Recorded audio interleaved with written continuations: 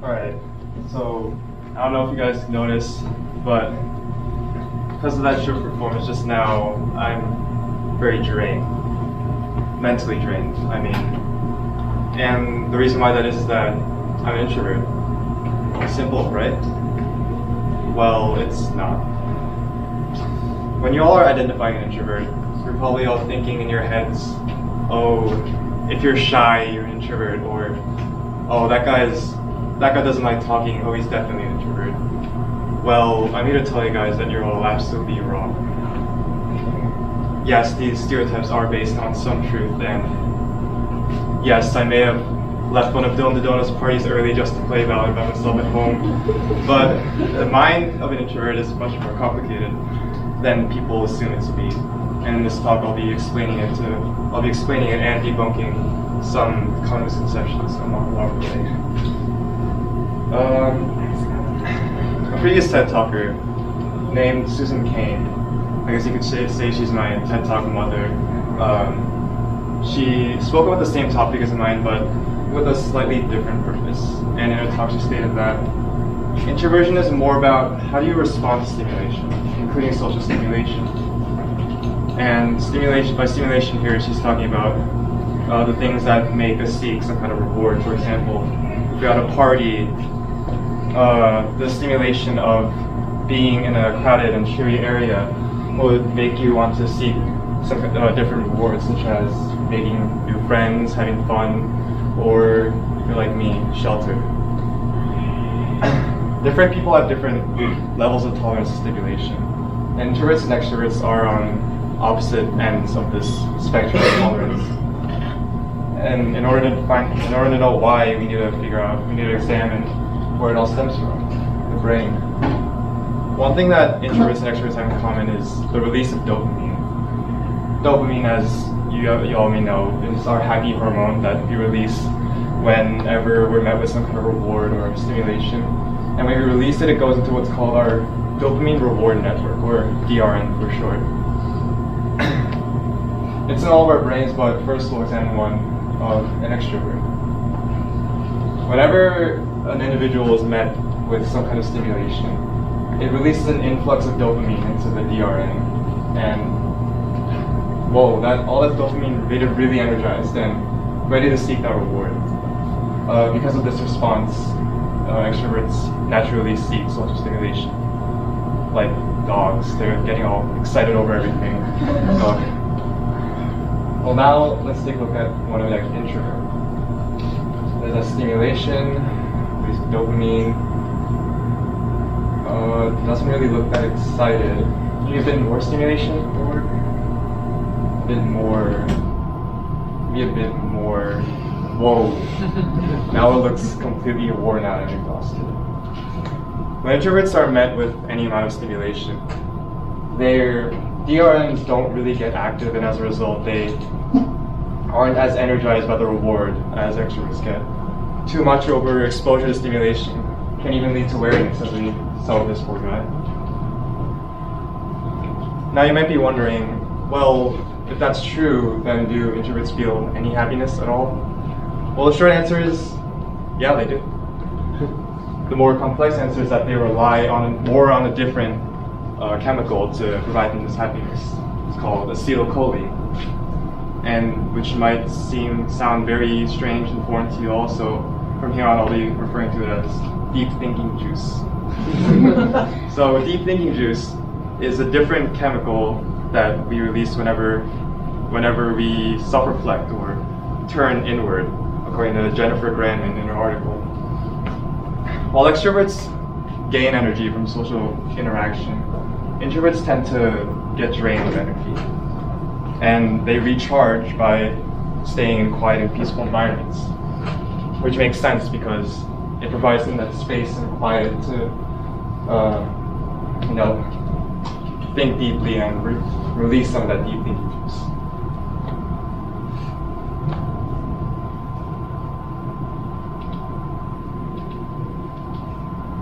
And people need to understand that,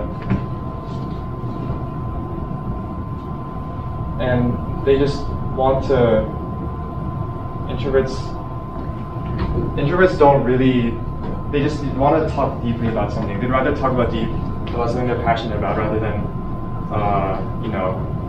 rather than talk small just for the sake of talking, which debunks the whole introverts don't like talking misconception.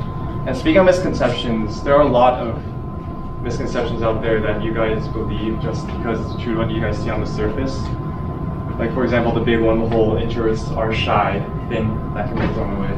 Because shyness is different from introversion. According to Susan Cain, it's more about fear of social judgment.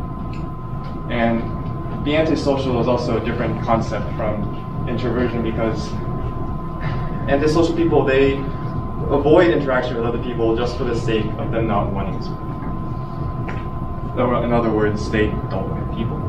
And labeling introverts as antisocial would just be wrong because introverts don't dislike people, they just prefer to stay in quiet environments for the sake of their social battery. And lastly, there's an even more absurd misconception going around that's saying that all introverts are rude, which is, first of all, rude in itself.